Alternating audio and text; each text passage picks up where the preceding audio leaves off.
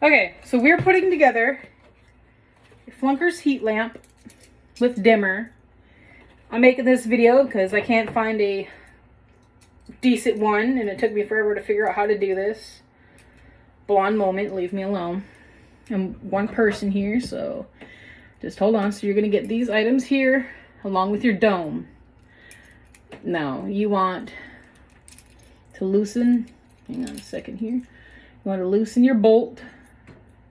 Not a bolt, but you want this loosened. You're going to get the big side on here. Okay. Hold that closed, and you're going to make this circle part go in between.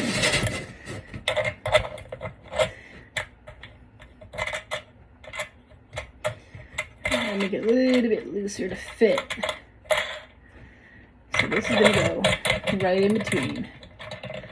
And then we're going to tighten it tight as you can get it.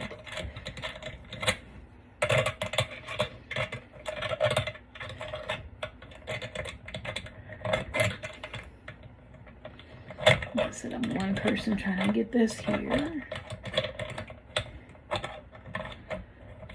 There's a little notch of where you should typically keep it. So it's going to look like.